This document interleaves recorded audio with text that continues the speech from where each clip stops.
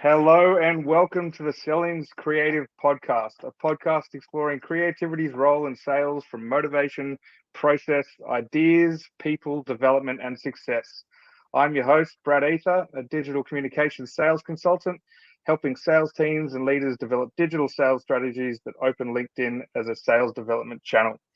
Today, I have the pleasure of being joined by Chris Clarke, a business owner and one of Sydney's most trusted buyer's agents.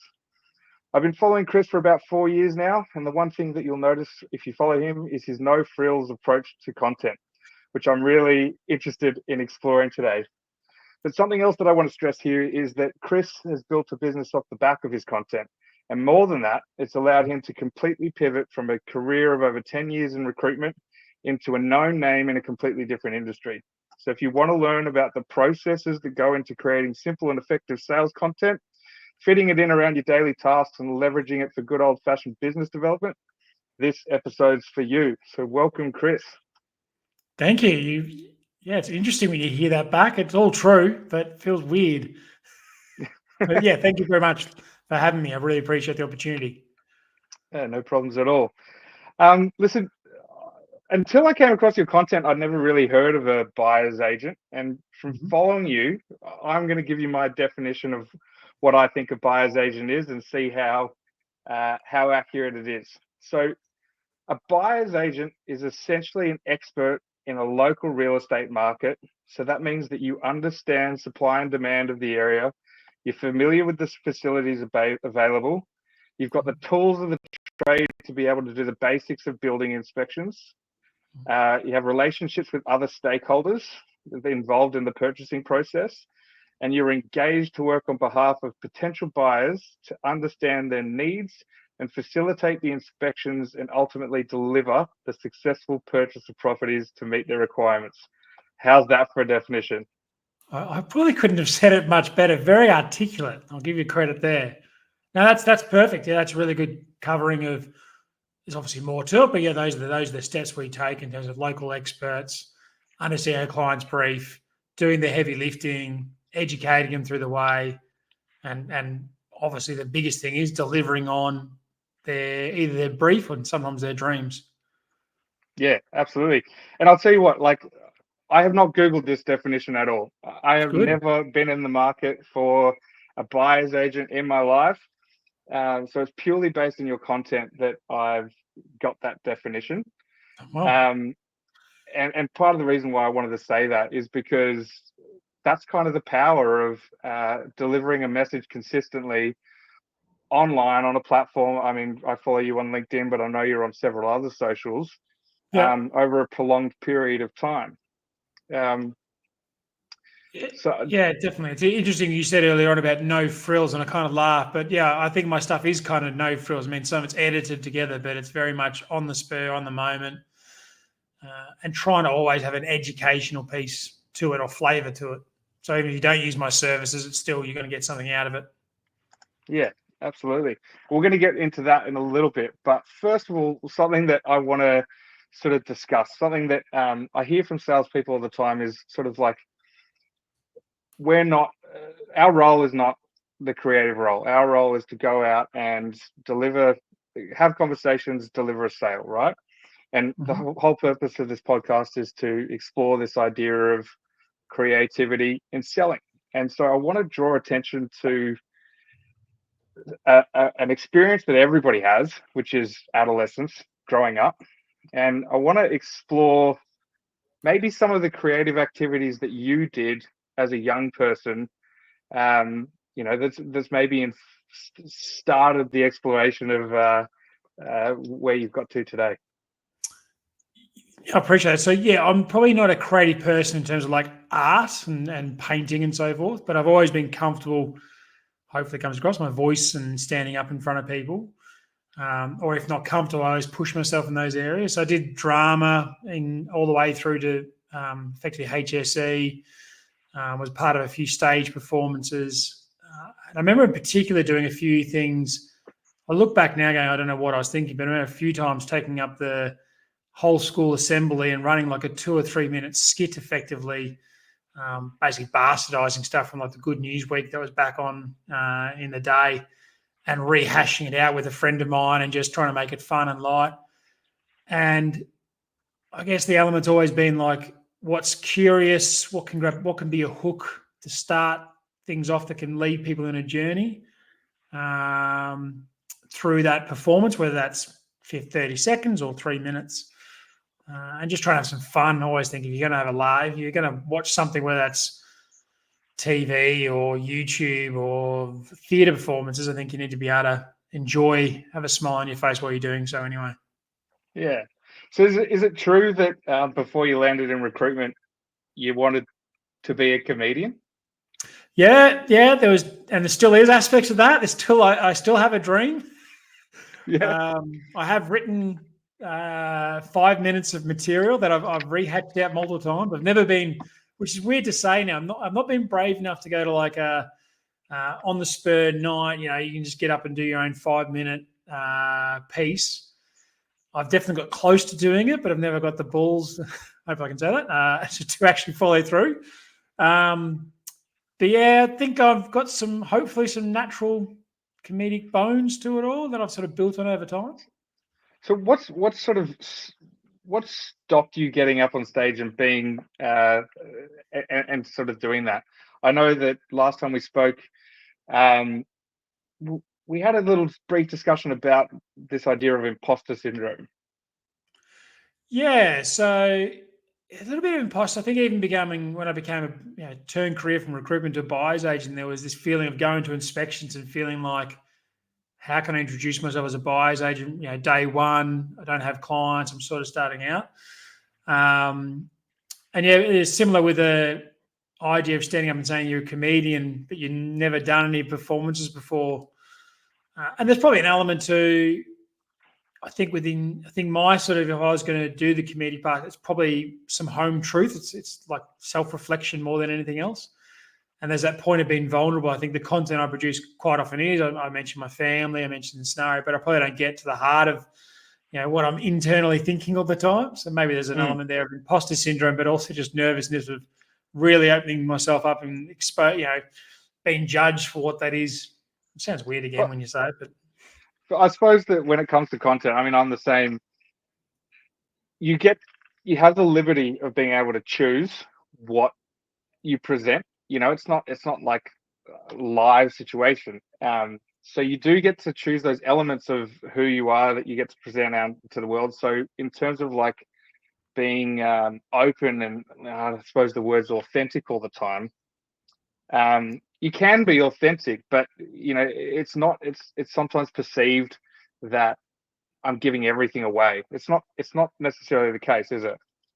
No, look, and I used to have when I first year or so, I was thinking, you got to keep things yourself. There's got to be some things you sprinkle out there, but don't give away the secret sauce.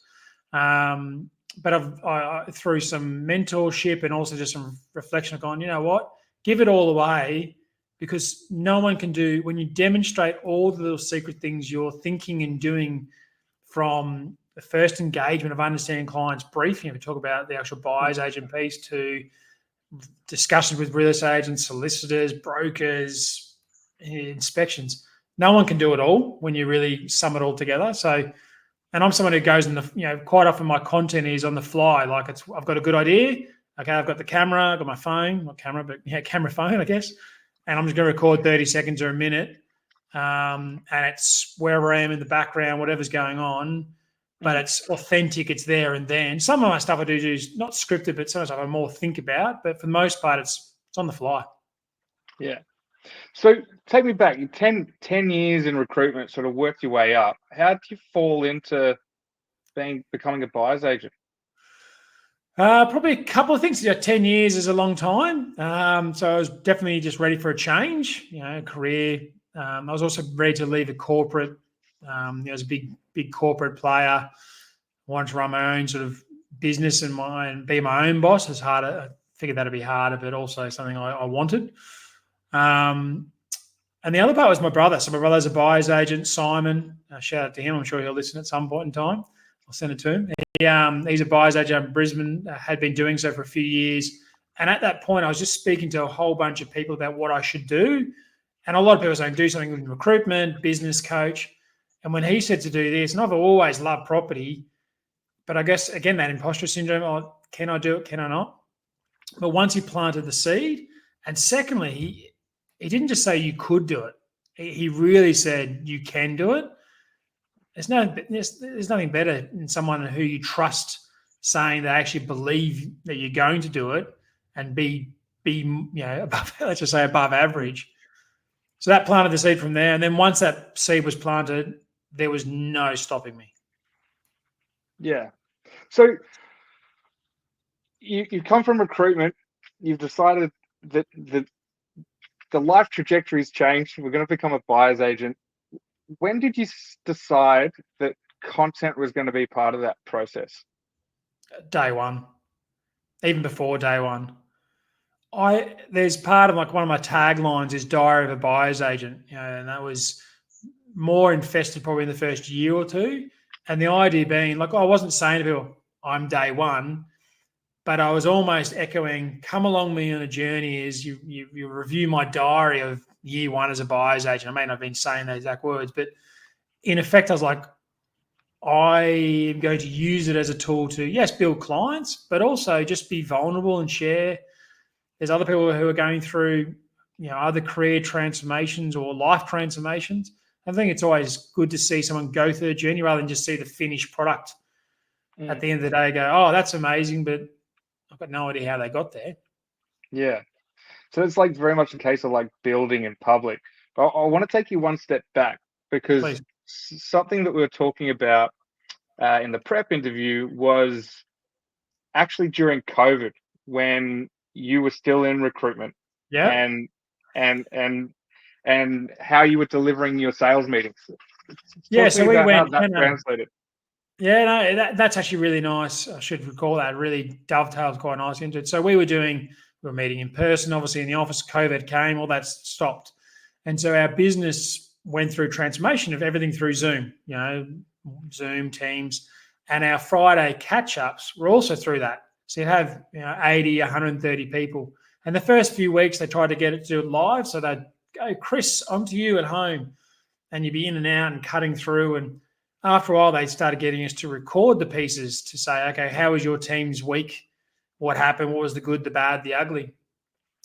And if you look at most of my content now, it's actually almost eerily the same. And it's obviously more embryonic. It's more, I'm not saying it's polished, but it's probably more rounded now. But that's where the seed planted. And I had some fun. I did some Anchorman skits during that time.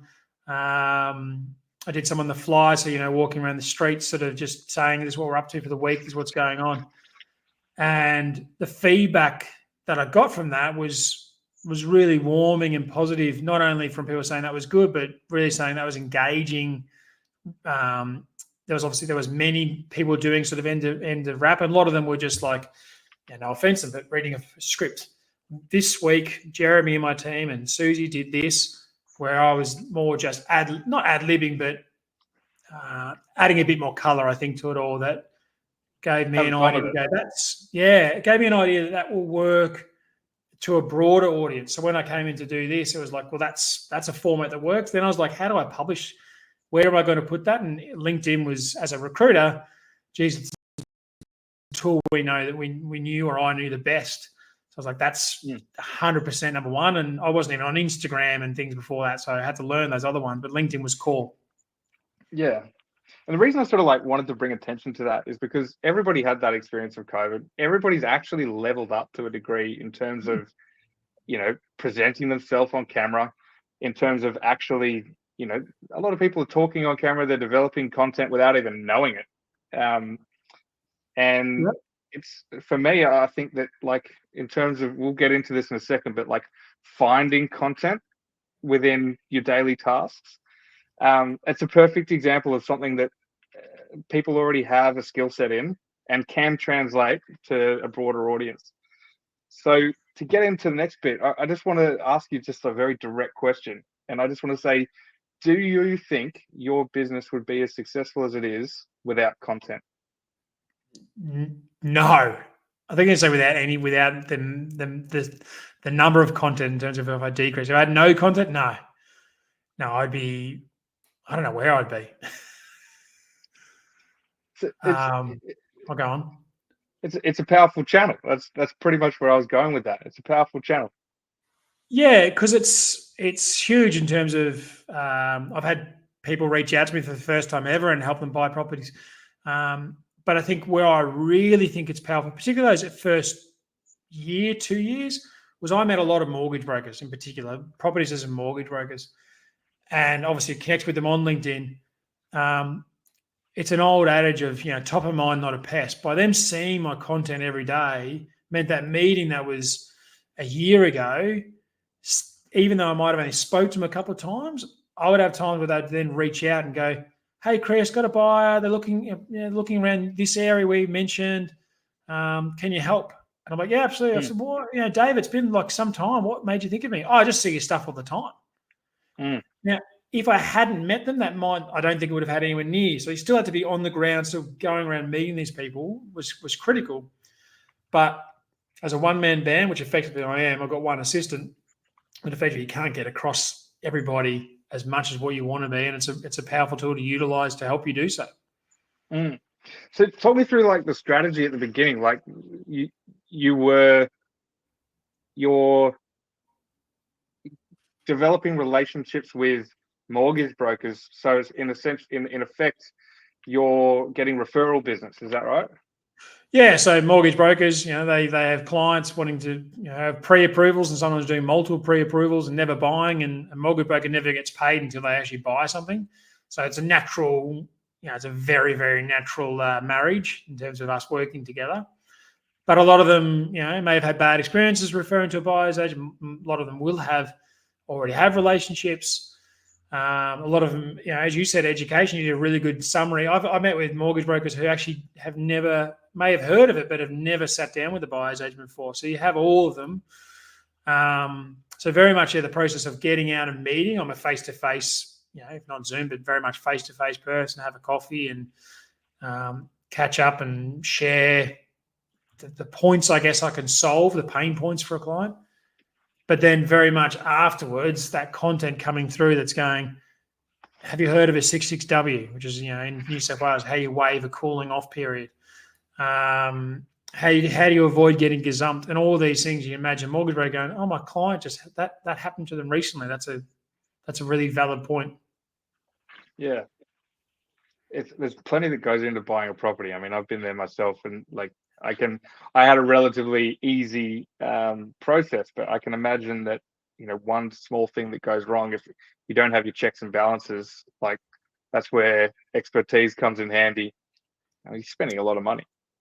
Yeah, I mean, there's people out there who are new first home buyers, and they are lucky. Let's say class of lucky, and they buy the first property they see or the first property. Most though miss out in the first 3 or 4. For a variety of reasons. So then they're typically the ones that will engage a buyer's agent such as myself, because they're like, oh, I've already gone through the pain point. I've learned so much, but I feel like I can't get ahead. Yeah. So going back to content, we do, when we're making content, we do everything for a reason.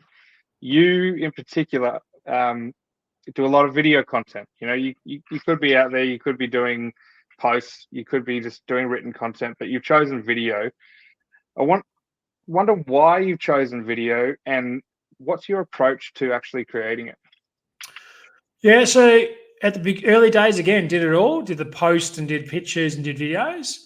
What I found over time was the recall on a video was high. I found that when people more likely to watch at least the first 5 seconds of a video, and I think with you're talking about the recall between you as a person, as a face, me as a face, and going, oh yeah, I saw that guy who was chatting to me earlier, or in a way I was chatting to him earlier. And then a big thing came that I network with a lot of buyers agents, and a lot of them look at the content I do, in particular videos, and go, oh, I can't do that. Not that they don't see being valid, they're just like, they're gun shy. Oh, I couldn't put a camera in front of me. I don't know what to do. So I saw it as being a point of difference. Not saying no one else does it, but I saw it as a point of difference. And then the biggest way lack of a better term, that I've weaponized it is picking a topic. I've got a big, diverse following, a lot of ex-recruiters or current recruiters. And so sometimes I'll do a post that's to the general public, but has a flavour. Might be talking about, have you had issues finding a career, the right location, right salary, da da da. What about, have you found a property that's in the right location, the right budget? And then LinkedIn's got a powerful thing that not a lot of people use, that I forward that on as a post, but as a message in LinkedIn. And I might send it to you, Brad, and say, hey, and it's all personal. Hi, Brad. Been a while since we spoke a few months ago, which would be true. Like something it's always based on true. Just post this one. Thought you might enjoy. And sometimes I even say you might get a laugh. Now I do that with, I've recruited finance, construction, healthcare. So I can usually find a piece of content that's going to talk to one of those segments, and then I'll tag 50 contacts effectively, and then I'll personally message each of them. And the response on doing that versus if you just post something, I would say it's about 10 times as high recall and much higher chance of actually, in the end, what I'm doing it for is to generate business. Because I think a lot of people, and this is the sales piece, this is why we're talking about creativity and sales, because a lot of people see content that's being generated and they instantly think marketing. But what you're doing and what I do is simple content. I'm not talking about like big video production, going out and making an ad. It's small little segments, little tidbits of information, and then actually following through with that piece of content, delivering it directly to someone. This is the smoke and mirrors that I see going on LinkedIn. Like, okay, post something, sit and wait. Well, in reality, it doesn't happen like that.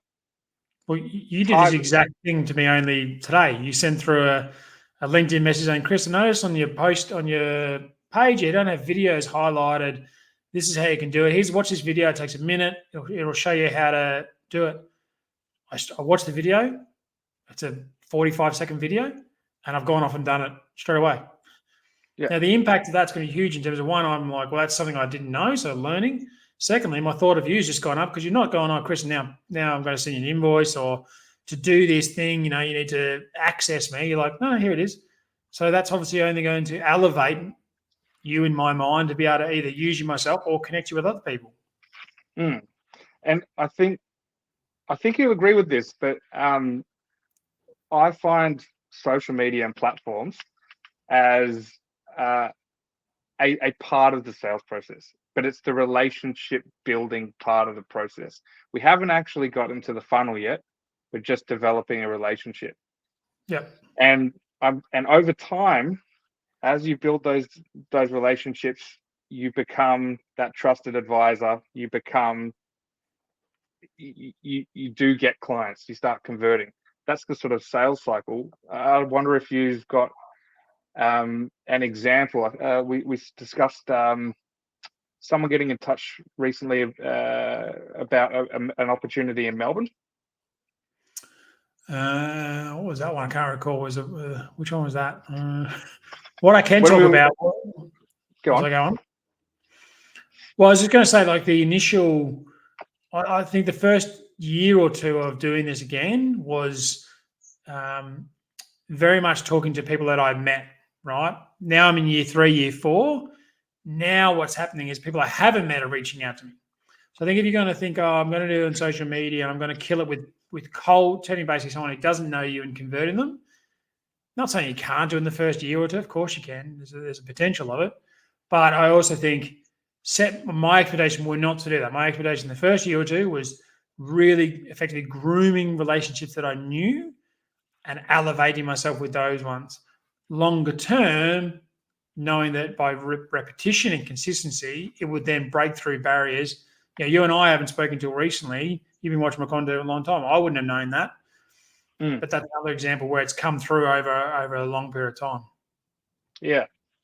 So let's just go back to process. Because especially when there's hesitancy that I find around creating video and thinking that this content thing is a distraction. It's too much time. It's something that is a distraction, right? I'm already got my plate full. how am I going to add content to that list? Yeah. So how do you approach that? What's your process? What's my process? It's probably sort of threefold. One is when the mood strikes, do it. And I know a lot of people just go, I just don't have time. If you're aware, if as a buyer's agent or even at any job, you walk away from a meeting with a client back to your car, that's time for the 30-second, 1 minute recap. So it's in the moment. Secondly, is by having some time. So I book in time in my diary to do so. It's not a long period of time, but it's time. And thirdly, being aware of social media fatigue for myself. So I kind of do the work of on ad hoc, scheduled, but also because I know at some point, probably somewhere between every 2 to 4 week part, I'm going to fall out of love with all social media and need to disconnect myself. But I've got all the posts ready to go that mean I can basically plan them all, so that no one knows. No one's like, oh, Chris is MIA from the content. It's not been consistent. Absolutely is. But I kind of do that in a way that I can get my own time back, but equally, like I said, planned and ad hoc throughout. Yeah. So like something else that I sort of like to do is reflect on, a customer conversation that I've had, or, something that I could do better, and actually take that time to sit back and synthesize my ideas and then create a post about them. Is that something that you do as well? Yeah, absolutely. I think it's a great way for us to pause, reflect on, even when I say, particularly that stuff I do that's, again, on the fly, it looks like it's on the fly in terms of it's not scripted, but it's probably something been mulling over in my head going, that was interesting. That client hesitated in that point. And then how am I going to explain that to an audience? I have to sort of spend some time disseminating, going, okay, well, where did that come from? And then being articulate. And I think that's really good. Like one of the posts I find the most valuable for myself as a selfish thing is the ones I do after an auction, whether I win or lose. Because each auction, you can imagine, there are times where I've gone, it's been me as the only person. I've gone times where there's 13 other bidders. I've gone time where there's, not 3 or 4, but there's families, there's people talking to each other. And there's certain auctioneers that have a branding or a style.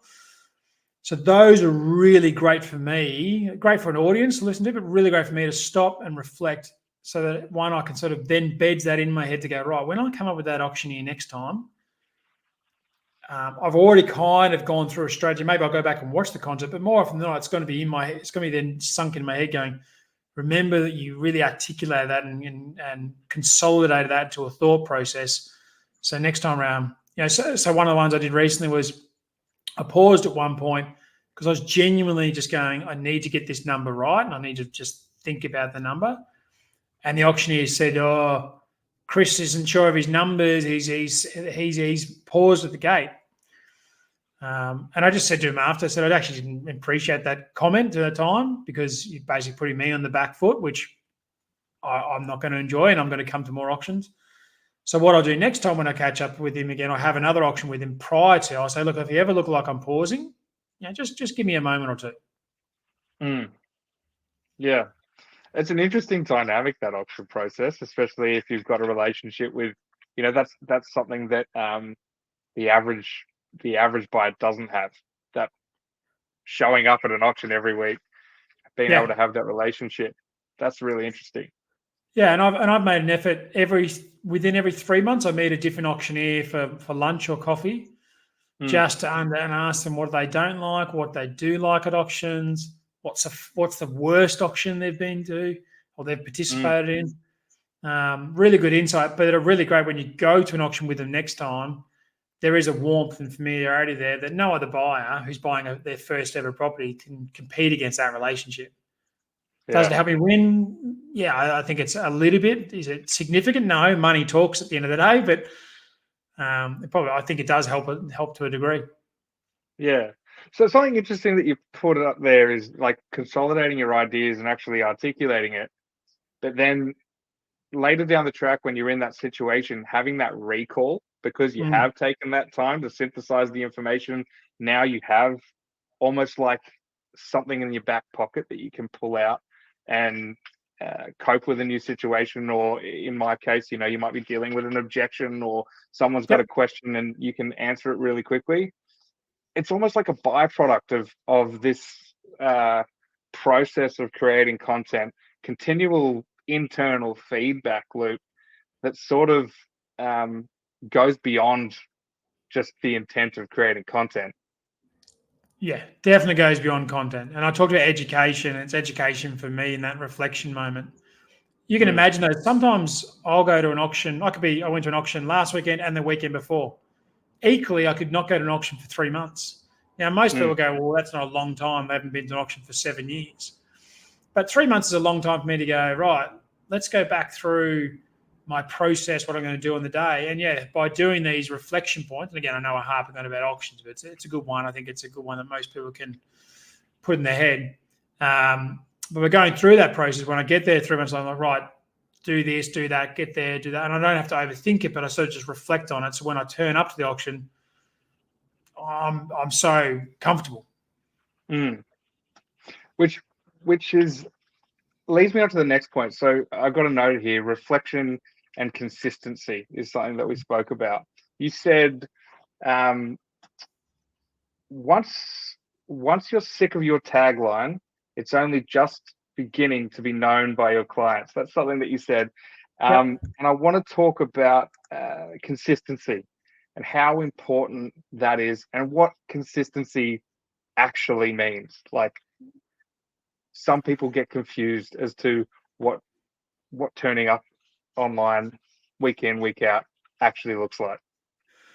Yeah, I think, and it's so the first year or so, it was my consistency was a post every Tuesday as a minimum. Now my consistency is a post every Monday, Tuesday, Wednesday, Thursday, Friday, and maybe one on Saturday and Sunday. So consistency is evolved, but only one a day. That's my expectation of myself. I never post more than once a day in terms of not stories and no on other platforms, but one consistent post. Yeah, and as I said there, I think as soon as you, or at the point that you get bored or frustrated or think it's repeating yourself, your audience is only just starting to get to know you.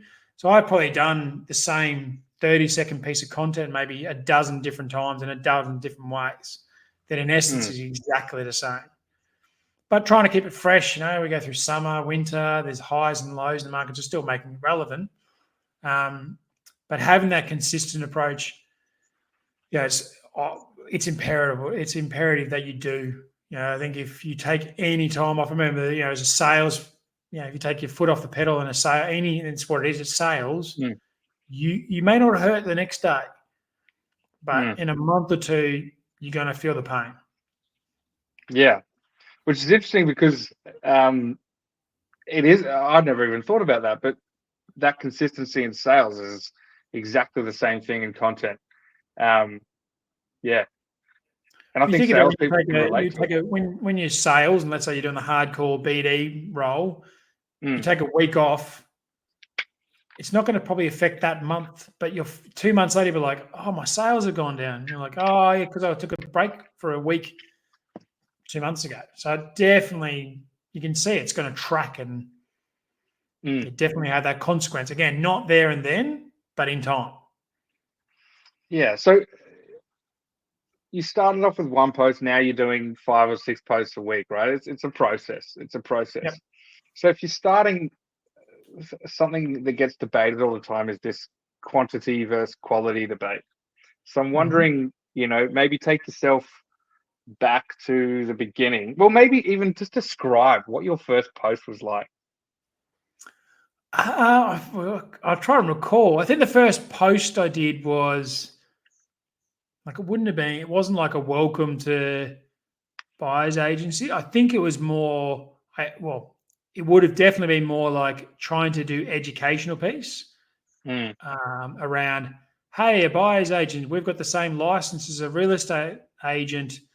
we can work collaboratively with them. I'm sure it was rigid. I'm sure it was not perfect by any stretch of the imagination, but still had that message. Still had a message that was educational, trying to lead people down a pathway. Whereas now, now it's got to the point that I've effectively got pillars in my mind about what I'm trying to achieve across a week. So there's 2 points that are educational. There's one that's going to be a hero story, whether that's a client purchase or just a success story overall. And then there's going to be 2 more posts that typically are actually based on real life examples of I've inspected this property. This was the fault with that property. This is why we didn't continue with the property. So pillars that are consistent over time, build familiarity. Yeah. So back to the quantity versus quality debate. Where do you stand on it? It's a balancing act. Definitely. I don't think it's about having high and polished quality of like the best. The post I've done where I've got a videographer and we've scripted and we've done pieces have typically got 10 to 20% more clicks or views and so forth. They are amazing to have on your website. They're definitely ones to be able to send to a potential client to say, hey, here is a piece of content that I think is relevant to you and it's nice, polished and presentable. But in terms of getting the clicks and real eyes on you, I think that authentic stuff of just rolling with it. So therefore you drop, your production quality drops, let's say. You could say a quality drop. I don't think the quality of the message doesn't drop, but the quality of it looking all polished and perfect. And quantity, I would say there's a limit to the quantity. I think look, I'm going to be selfish or, I think what I'm doing is probably about right for a business of my size, effectively 2 people working within it. I think if I had a business of 5 or 6, it would look different, but then you probably have 5 or 6 different voices. Yeah. Because I think what I'm trying to get at there is that from day one to where you are at now, it's a process that you go through that goes from absolute rubbish piece of content. Everybody's got to jump out there and do something. And then you practice over time, quantity creates quality. And all of a sudden you're at a point where you've got pillars in your mind, which is directing the content, and the message that's within that is where the quality lies, without all the far-fetched videography and all that kind of stuff. Would you agree with that? Yeah, absolutely. Absolutely. I think if you've got some people around you that can not fact check, but can double check that for you, make it feel comfortable. That's where the pillars idea came from talking to people going, you probably should mix it up a little bit and change it. Oh yeah, good idea. But definitely having that consistency and having the quantity of daily activity is key for me. I think any business, if you're looking to really utilize this as a sales pipeline generation tool, you need to be doing that. So for the last one, I'm going to throw you a bit of a curveball question, because we've spoken a lot about content, and the theme of this podcast is obviously creativity. And I wanted to talk to you about the content piece. Yeah. But given your experience now, where you are in your business journey, all that kind of stuff, I'm nervous. I don't know where this is going. What is your definition of creativity? So from what I produce, what from your perspective, doesn't matter. What's your definition of creativity? Definition of creativity, you put me in the back foot there.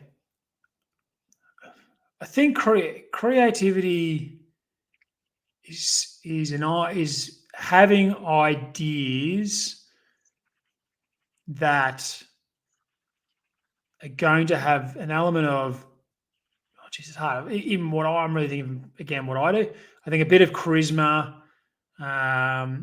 something punchy, that hook mentality out there, to grab people's attention. I've done those ones. I've done memes. I sort of like, as a buyer's agent, I see this, and you do the two pieces side by side. So I think creativity, I don't know. Yeah, I don't know if I've nailed that or really fluffed that there, my friend. That's all right. That's all right. So I want to sort of go back through the conversation really quick, because you're one of the reasons I wanted to speak to you is because you're not a LinkedIn influencer doing this. You're a real person delivering content, running a successful business, right? So I hope everybody now understands what a buyer's agent is, what a buyer's agent does. I hope everybody knows that Chris Clarke's the person to contact in Sydney if they need any advice purchasing a property. But I hope that some of the other takeaways were that small little elements within your day you can turn into moments where you can create content. It is adaptable to any industry. You just need to find your pillars that we were discussing. Yep. And it's a process. It's a process that has a start and a finish, and you can't expect to be where everybody else is at the end of the day. Your journey's been 4 years, but it's converted you from a recruitment agent to a successful buyer's agent in a completely different industry. So I hope that that's what this conversation has highlighted. But I want. Did you have anything else to add? Look, I think and one of the words we've used a lot during this discussion is that consistency, and that not ad nauseum, but consistency. So if you're listening to this and you're day one or about to start a business, consistency doesn't need to look like 4 posts a day and so forth. All I did to start with was every Tuesday, no matter what, every Tuesday, and then it's evolved from there. But I made a deal with myself to do so, and now it's evolved to, as I said, to 5 or 6. So that consistency element, if you're really wanting to enhance and be opportunistic and look at LinkedIn in particular as a sales funnel or potential, be consistent, whatever that looks like. And then, just have a crack. Don't be scared. Too many people are scared of taking little videos themselves. You'll make 1,000 mistakes. And I can't remember my first. You asked me what my first video was. I'm like, I really can't remember. I have to go back and have a look. But I'm happy with the content where it is now.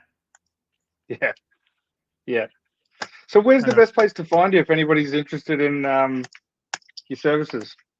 So clarkbuyersagents.com.au is a great place to start. You can give me a call on the mobile, 0484240862, or LinkedIn. I'd like to think people can find me there. LinkedIn, Instagram, Facebook, Tickety-Tock, you name it. But website's probably if people are going to go there, absolutely fine. They're mobile. I'm easily accessible, and I'm always welcoming a discussion. So there's no expectation on my side that you're reaching out and you're going to become a client. I'm very happy to have 15-minute, half-hour discussions to work through someone's scenario, and they'll always get some nuggets that they can take away. And if it makes sense to work with me, great. And if it doesn't make sense to work with me, great. I think something else that's worth mentioning is that the people that do create content and the people that are getting it are the least pushy people as well, because they know that. Do you know what I mean? They know that they have that giving spirit. That's their philosophy on this whole thing, first and foremost. Yeah, I think in particular, because we approach it, you and I in particular approaching this as an education, right? It's like let's educate. Yeah, and then something will come, and it will come. But you can't have an expectation that's going to come from every single person who reaches out, because the pressure that's going to put on them, the mentality, you're just going to burn yourself out and be disappointed. So you may as well go in going, look, if something comes to it, great. If it doesn't, it doesn't. There's always that power of referrals, right? You have that discussion with somebody and then they don't utilize you, but a month later they had a barbecue with somebody and they're like, you should talk to Brad. Yeah. Absolutely. Well, it's been great having you on the podcast, Chris. Absolute pleasure. Thank you for the opportunity to be here today, Brad, and reaching out and connecting. It's been lovely having these few discussions with you. So looking forward to having more chats with you in the future. And thanks again. No worries at all, mate. Thanks, Chris.